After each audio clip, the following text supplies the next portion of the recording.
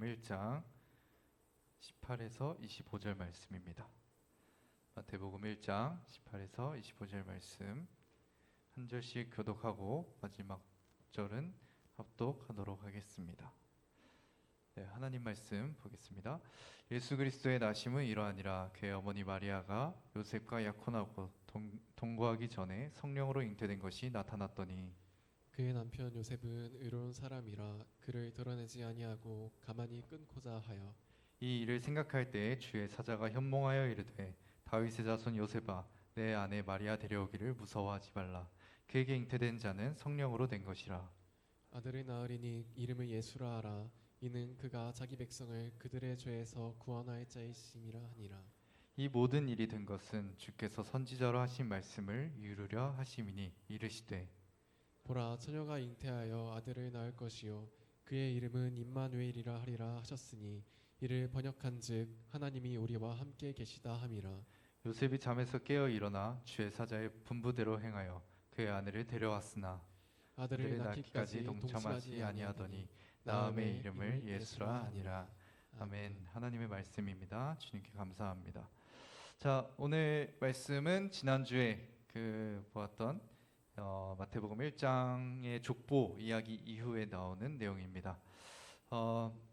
여러분, 새로운 만남이 있고 또 그리고 누군가 함께 할 때에는 삶의 방식이 바뀌게 되죠.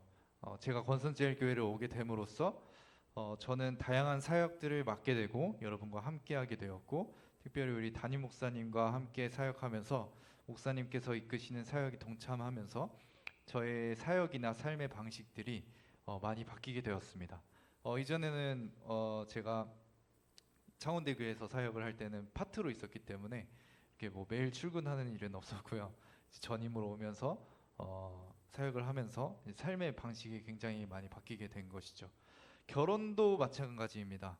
제가 결혼하기 전에 아내와 함께 이제 살기 전에는 제가 저는 좀 게으른 스타일이어서 약간 덜 어지르고 덜 치우는, 약간 안 치우기 위해서 안 어지르는 약간 이런 스타일이에요. 그래서 잘 안 어지르려고 하는 스타일인데, 이제 결혼을 하고 나서는 아내는 막 요리하는 것도 좋아하고 막 뭐 꾸미는 것도 좋아하고, 근데 아내가 요리를 했는데 제가 치워야 되잖아요, 그죠? 아내가 치우게 하면 안 되잖아요. 그러니까 제가 치워야 되니까 이전의 삶의 방식과는 달라지는 거죠. 덜 치우기 위해서 덜 어질렀던 제 삶의 패턴에서 이제는 이제 아내가 요리를 하고 막 이렇게 꾸미고 하면은 저는 뒤에서 치우고 이런 일들을 하게 되는 거죠. 이런 것처럼 누군가와의 새로운 만남, 이렇게 또 누군가 함께 하는 것, 이런 것은 삶의 방식을 많이 바꾸게 됩니다. 이런 것처럼 오늘 말씀에서는 하나님께서 함께 하신다라고 말하고 있는데, 그 함께 하신다라는 그 의미가 실제적으로 우리에게 어떻게 이 삶의 방식을 다르게 하는지 좀 나타나고 있는데요. 그래서 이제 요셉의 입장에서 볼 수 있습니다. 요셉은 당시의 배경에서 보면은 아마 요셉과 마리아는 당시에 이제 결혼 적령기로서 아마 18세 그리고 마리아는 14세 정도였을 것입니다. 그래서 좀 그때 당시에는 이게 당연했던 것이고 우리의 입장에서는 좀 빠르게 느껴지죠. 마리아와 요셉은 약혼을 했는데 이것도 이제 약혼의 그 의미도 지금과는 좀 많이 다릅니다. 사실 우리가 살고 있는 지금의 시대는 이혼도 많은 상황이니까 사실 약혼의 의미가 지금은 사실 그렇게 강하지가 않습니다. 근데 우리나라도 과거에 보면은 약혼의 의미가 좀 강했던 것처럼 이 1세기 당시에는 이 약혼의 의미가 굉장히 결혼과 같이, 이미 결혼한 것과 같이 큰 약속의 의미가 있었습니다. 그래서 마리아와 요셉이 약혼을 했다라는 것은 결코 쉽게 깨질 수 없는 상황이었는데 이 상황에서 마리아가 임신을 한 거죠. 아직 그래도 결혼하지 않은 상태고 이제 관계를 맺기 전인데 이 마리아가 임신을 한 것입니다. 요셉은 그 사실을 이제 알게 된 것이고 당시의 상황에 따라서 요셉은 이 사실을 알리고 마리아가 그 법에 따라서 벌을 받게 할 수 있었어요. 그런데 요셉은 그렇게 하지 않았죠. 의로운 사람이라고 성경에서도 말하고 있고 아마 하나님 말씀을 잘 따르는 사람이었던 것 같아요. 하나님 말씀을 잘 따르고 하나님을 신실하게 믿는 청년이었던 것 같습니다. 정말 그런 요셉이 이 마리아가 임신했다는 것을 알고 조용히 이 결혼의 그 약혼을 이제 깨려고 이제 그냥 파혼을 하려고 조용히 그렇게 넘어가려고 했습니다. 이런 것도 사실 대단한 마음이에요. 왜냐하면 어, 우리는 어떠한 그 피해를 받으면 사실 복수하고 싶은 마음, 뭔가 더 돌려주고 싶은 마음이 있는데 그런데도 불구하고 요셉은 그렇게 하기보다는 그냥 조용히 넘어가려고 했던 것이죠. 이렇게 하는 것도 참 대단한 일이죠. 마리아의 입장에서 만약에 그 이 사실을 요셉이 알리고 문제를 삼았더라면 마리아는 아마 당시의 문화 속에서 돌맞아 죽을 수도 있는 상황이었습니다. 그만큼 이 결혼에 대해서 중요시 여기고 이 혼전에 대해서 순결하게 지키는 것도 되게 중요했던 시대이기 때문입니다. 그런데 요셉은 이렇게 조용히 넘어가려고 했는데 그때 이제 천사가 나타나죠. 천사가 나타나서 환상을 이제 또 보게 되는데 천사를 통해 말씀을 듣죠. 결혼을 하라고 합니다. 마리아를 데려오라고 해요. 그리고 이름도 정해줍니다. 그의 아들을 낳을 것이요 그 이름을 예수라 하라. 참 요셉의 입장에서 굉장히 부담스러운 일이 생긴 겁니다. 왜냐하면 이 당시에 이 결혼하기도 전에 아이를 가졌다라는 것이 소문이 나면 굉장히 비난의 이야기를 많이 듣기 때문입니다. 그 우리가 뭐 우리 교회 정도도 이제 어느 정도 큰 규모의 공동체인데 더 큰 교회 규모를 간다 하더라도 나쁜 소문은 굉장히 빨리 돌아요. 예, 굉장히 빨리 돕니다. 그것도 막 별 희한하게 엄청나게 풍성해져서 아까 나쁜 소문들은 정말 빨리 도는데 그런 것들을 저도 이제 경험을 했어요. 근데 이 요셉과 마리아가 사는 이 마을은 작은 동네였어요. 작은 나사렛이라는 동네였는데 그런 마을에 이 요셉과 마리아가 결혼을 했는데 아이가 이미 혼전에 가졌다. 그것을 사람들이 알게 되면 그 동네 사람들 모두가 알게 되는 거죠. 모두가 알게 되고 이제 손가락질을 하겠죠. 뒤에서 수군수군하고 막 그랬다더라 하면서 그런 이야기를 아마 많이 받게 될 상황이었습니다. 요셉은 그걸 알았겠죠. 요셉이 그럼에도 불구하고 이제 그 길을 이제 가게 되는 건데 또한 이 예수님의 이름, 자기의 어떻게 보면은 결혼을 하면 그래도 자기의 자녀인데 자녀의 이름을 자기가 짓지도 못합니다. 여기서 볼 수 있는 것은 이제 자녀의 이름을 짓는다라는 것은 아버지로서 그 자녀에 대한 이 권위와 책임을 갖고 있는 건데 하나님께서는 이 예수님의 이름을 먼저 정하셨죠. 그리고 요셉에게 알리신 거죠. 이것을 통해 무엇을 말씀하고 있냐면 요셉이 육신의 그 이 가정에서는 가장의 역할을 하고 있지만 실제적인 주권자는 네가 아니다. 바로 아기로 오시는 예수님이다라는 것을 보여주고 있는 것입니다. 먼저 태어나고 먼저 자랐지만 어른이지만 실제적인 주권자는 어른이 아니라 이제 곧 태어날 그 아기가 너희의 주권자다라는 것을 암시하고 있는 또 말씀입니다. 그래서 요셉에게는 사실 굉장히 부담스러운 일이었어요. 뭐 결혼을 해서 비난받는 일이 이미 정해져 있고 자녀에 대한 뭔가 책임이 어느 정도는 있는데 뭔가 주권은 자신에게 없는 그런 애매한 상황. 이런 것들이 굉장히 부담스러운 상황이었을 것입니다. 이것을 통해서 우리가 이 요셉의 입장, 요셉의 상황에 그것을 좀 생각해 봤을 때 결코 쉽지 않은 일인데 우리 또한 이러한 입장이 있다라는 것을 생각해 볼 수 있습니다. 우리도 예수님을 믿고 또 하나님이 우리와 함께 하신다는 것을 우리가 믿고 살아갈 때 우리 또한 요셉과 같은 부담감을 느낄 때가 있습니다. 그런 게 이제 어떤 때냐면 특히 이제 요즘의 시대는 또 교회가 많이 비난을 받기도 하죠. 교회를 다닌다는 것만으로도 비난을 받기도 하고 사실 목회자는 더 많은 비난을 받기도 합니다. 예, 모든 그 뉴스에 나오는 여러 몇몇 목사들의 이야기가 이제 모든 목사의 이야기가처럼 돼가지고 목사들은 다 이렇다라는 그 프레임이 있어요. 그래서 저도 이제 목사가 된 지 얼마 안 됐는데 그 프레임 안에 들어가 버렸습니다. 그래서 아무튼 이러한 비난들이 여러분들도 알 거예요. 그리스도인으로 내가 그리스도인입니다라고 예수님을 믿고 살아갑니다. 기독교인입니다라는 것을 밝혔을 때 사람들의 비난을 받게 되는 일들도 있을 것입니다. 제가 이제 아내랑 이야기를 많이 하다 보면 아내도 이제 비슷한 경험을 하는데 처음에 자기가 기독교인인 걸 밝혔을 때 그렇게 비난하는 사람은 없다고 해요. 그런데 문제는 뭐냐면 이후에 살아가다 보면은 뭐 다른 사람들이 하는 정도의 실수나 잘못들을 똑같이 했을 때 쟤는 너는 그리스도인이 너는 교회 다닌다며 이런 비난을 받는다고 해요. 그리고 최근에는 제가 저랑 같이 이제 결혼을 했으니까 그 뭐 목사님의 사모님이라며 라는 이제 그런 사모님이 그래도 돼? 혹은 이제 제가 하는 뭐 이야기를 듣고 뭐 목사가 그래도 돼? 이런 이야기를 많이 듣는다고 해요. 그런 것처럼 우리가 그리스도인으로 살아갈 때 그것을 밝히고 나아갈 때 어느 정도의 그 비난과 이런 것들이 지금 사회적으로 많이 있죠. 이런 것들이 우리가 그리스도인으로 살아가는 것에 대한 부담감과 무거운 짐이 되기도 합니다. 그런데 또 다른 어려움이 있는데 하나님을 믿으면서 믿는 자로서 내가 잘 살아야겠다 이런 부담감도 우리 스스로 있어요. 저도 많이 그랬어요. 내가 하나님을 믿는다고 하는데 좀 더 착하게 살고 좀 더 하나님 위해서 열심히 살고 내 삶에서도 뭔가 책임을 다하고 열심히 살아야 될 것 같은데 그러지 못하는 내 스스로를 바라볼 때 내가 그리스도인이라면서 왜 이거밖에 안 되지라는 자책을 할 때가 많이 있었습니다.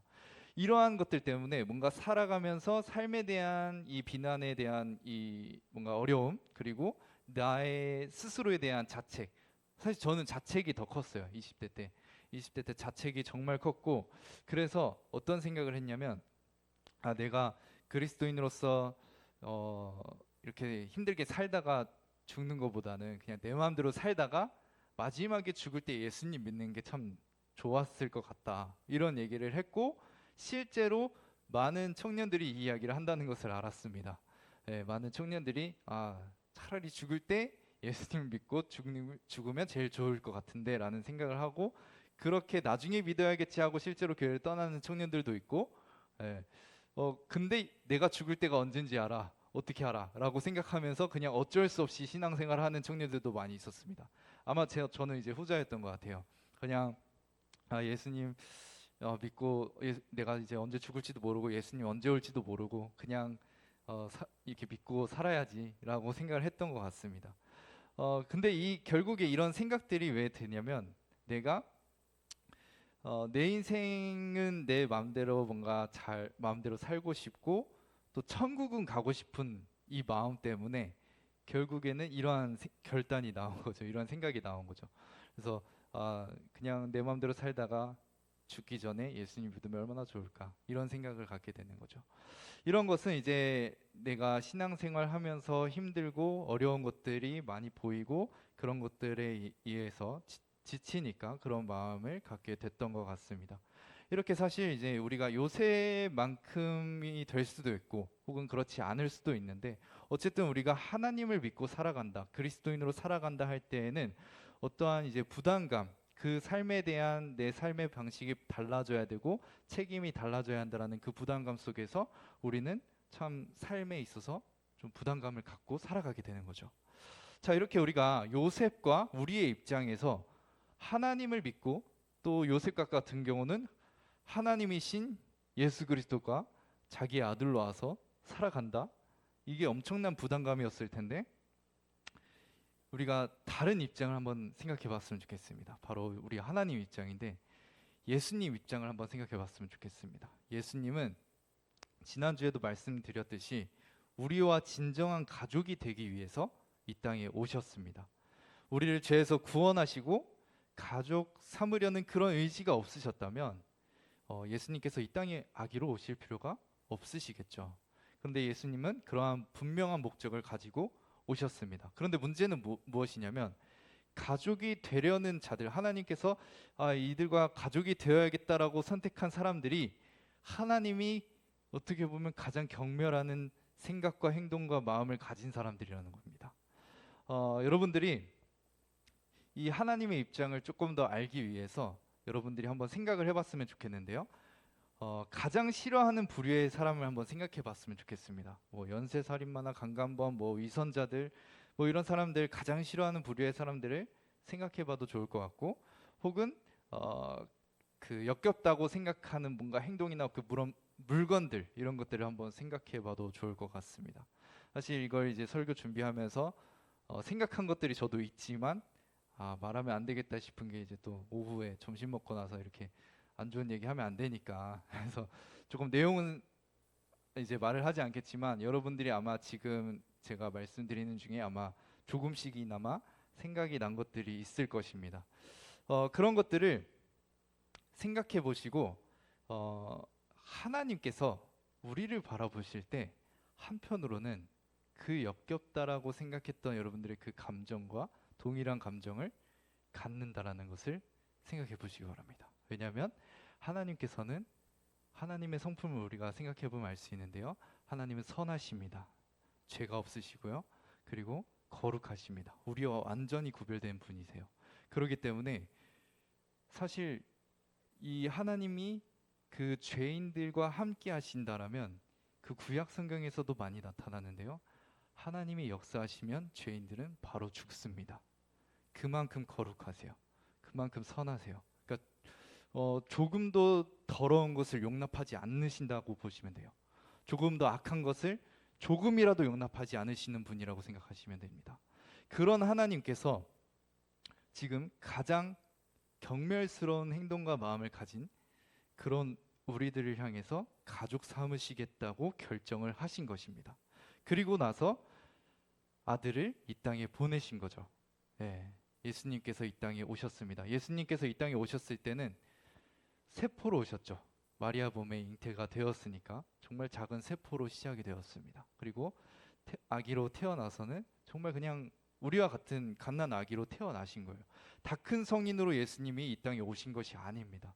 우리와 같이 잉태되고 태어나셔서 갓난 아기로 시작하신 거예요. 우리 교회에 제가 이제 중고등부에도 가면은 하루가 있는데 너무 귀엽더라고요. 너무 귀엽고 막 진짜 같이 움직이면은 하루가 정말 교회에서 사랑을 많이 받더라고요.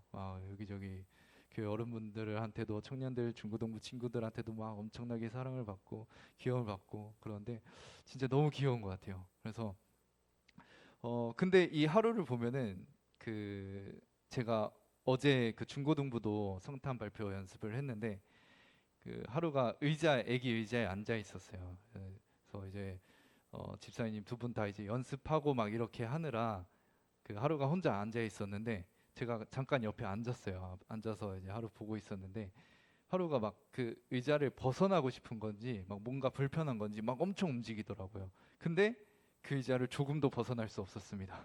그냥 할 수 있는 거는 낑낑대고 그냥 엄마를 바라보는 것뿐이었죠. 그만큼 갓난 아기는 그래도 이 하루는 한 7, 8개월 정도 됐다고 들었는데 이 갓난 아기들은 자기가 할 수 있는 능력이 조금도 없죠. 예수님께서 이 땅에 오셨다라는 것은 정말 자신이 가지고 있는 모든 능력들을 제한하시고 정말 아무것도 할 수 없는 존재로 오신 거예요. 하나님의 이 능력은 사실 무한하죠. 전능하시다라고 우리도 표현을 하는데 그 전능하신 하나님께서 이 땅에 오셨을 때는 정말 아무것도 할 수 없었던 거예요. 자기가 불편하고 또 배고플 때는 울 수밖에 없는 거예요. 울음으로 표현하는 거예요.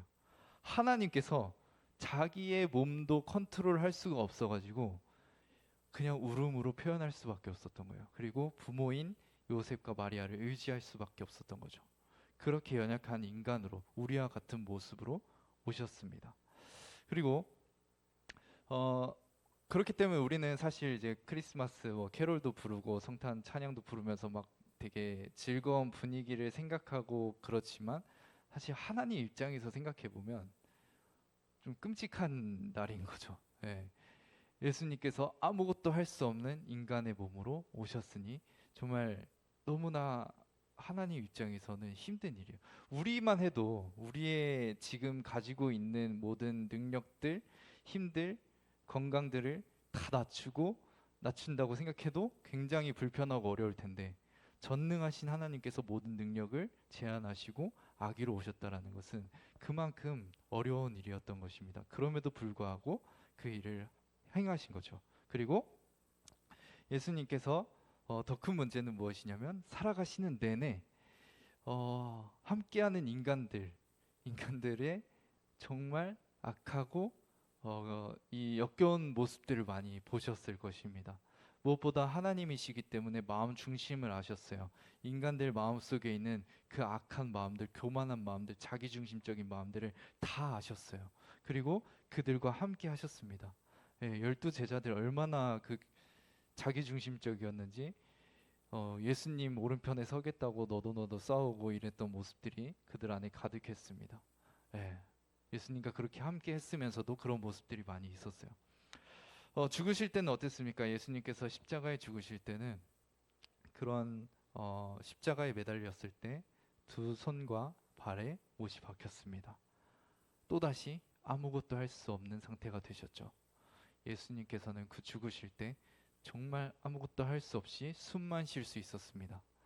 여러분들이 십자가에 대해서 아마 뭐 찾아보거나 하셨더라면은 쉽게 알 수 있는 것이 십자가는 그 과다출혈로 죽는 것이 아닙니다. 십자가는 그 질식사로 죽는 건데 그 과정이 못에 박힌 채로 이 매달려 있으면은 이 흉부가 압박이 돼서 숨을 잘 쉴 수 없다고 해요. 그래서 그 박혀 있는 못과 이 손목에 있는 못과 이제 발에 있는 그 못에 힘을 줘서 억지로 숨을 들이마시는 겁니다. 그리고 내뱉을 때는 힘을 빼고 그걸 반복하다가 힘이 도저히 없을 때 그저 그냥 매달려 있다가 질식사하는 게 십자가 형벌이었습니다. 예수님께서는 그 십자가에서 그렇게 매달려서 아무것도 할 수 없이 그냥 숨만 쉬다가 그렇게 돌아가신 것이죠. 그리고 그 과정에서는 또 사람들의 많은 그 모욕이 있었습니다. 예수님께서 그 십자가를 매달리기 전까지의 상황에서도 수많은 모욕이 있었고 매달렸을 때에도 우리가 영화에서 볼 때는 막 십자가 굉장히 높은 것 같지만 실제로는 낮았다고 해요. 왜냐하면 사람들이 지나가면서 욕하고 침뱉고 비난하라고 그렇게 그 수치를 당하라고. 그래서 예수님 또한 아마 그렇게 수치와 모욕을 당했을 것입니다. 예수님 보시기에는 그 악한 사람들 그리고 그 경멸스러운 인간들을 향해서 지금 이 일을 행하고 있는데 얘네들은 감사합니다가 아니라 오히려 자신을 모욕하고 있는 거예요. 저 저희의 입장에서 사실 그러한 상황이 조금이라도 닥친다면 우리는 우리의 모든 능력을 다해서라도 복수하거나 갚아주고 싶을 것입니다.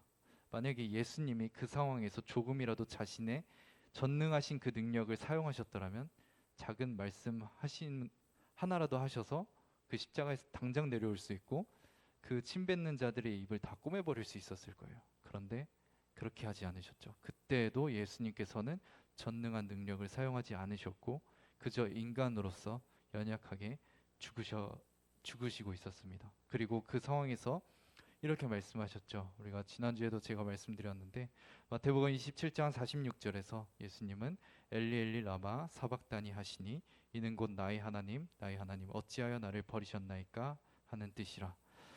예수님께서는 그 십자가에서 죽으시는 동안에 성부 하나님 내가 이렇게까지 순종하니까 나에게 좀 사랑을 주시고 나에게 평안을 주시고 그런 것에 내가 만족하면서 지금 이겨낼 수 있게 해주세요가 아니라 하나님 나를 지금 왜 버리고 계십니까?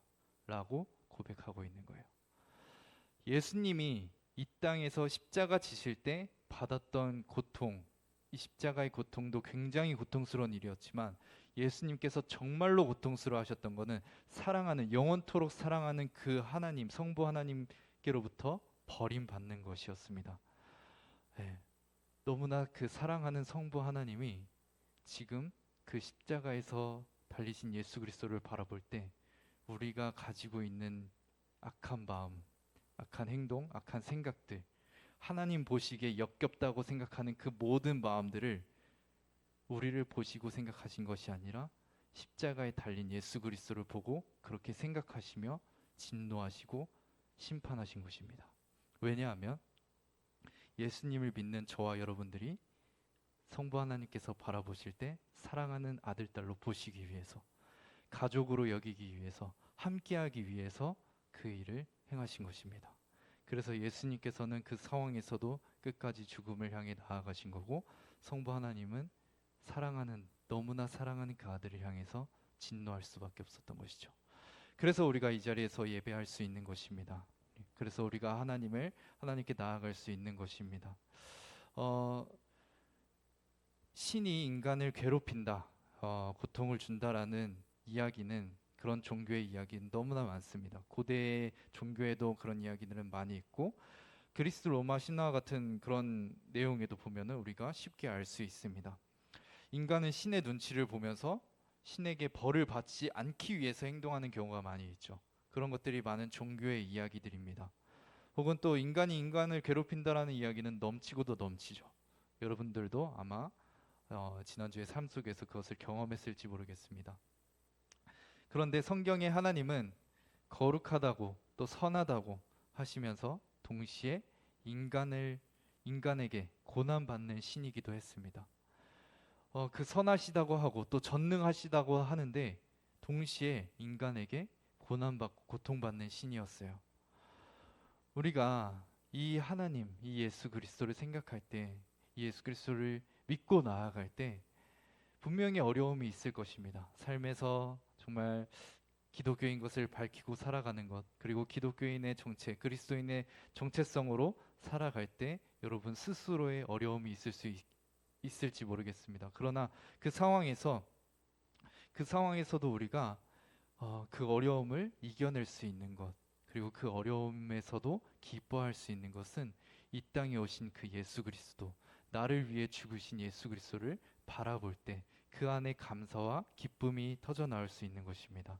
그 안에서 우리는 즐거워할 수 있는 것입니다. 그래서 저는 20대 때는 죽기 전에 예수님 믿는 게 가장 좋은 거지, 내 마음대로 살다가 죽기 전에 예수님 믿는 게 가장 좋은 거지라고 생각했던 것이, 지금은 나 너무나 미련한 생각이었구나 라는 것을 깨닫게 되었습니다. 살아가면서 예수님과 함께하고 예수님과 그 사랑의 교제를 나눈다라는 것이 얼마나 큰 기쁨인지, 이것을 알아가면 알아갈수록 내가 그때 생각이 얼마나 미련하고 멍청한 생각이었을까, 이것을 제 스스로 많이 깨닫게 되었습니다. 여러분들도 그리스도께 나아왔으면 좋겠습니다. 그리스도의 그 사랑 안에, 그 그리스도를 향하여서 나아감으로써 하나님, 삼위일체 하나님의 그 놀라운 사랑을 경험했으면 좋겠습니다. 그것이 오늘 이 예배의 자리에서도 그것을 누렸으면 좋겠고, 또 우리 24일 또 25일 성탄 전야제와 성탄 그 예배를 통하여서도 우리가 이 땅에 오신 예수 그리스도를 기억하며 하나님의 사랑이 얼마나 놀라운지를 느끼며 경배하며 나아가는 귀한 시간 되었으면 좋겠습니다. 우리 이 시간에 한번 같이 찬양하고 기도했으면 좋겠습니다. 우리 이 시간에 하나님은 너를 만드신 분이라는 찬양을 할 텐데요. 이 찬양을 통해서 우리가 하나님께서 우리를 만드시고 또 우리를 얼마나 포기하지 않고 사랑하신지 그것을 생각하면서 감사함으로 찬양하며 고백하며 나아가면 좋겠습니다.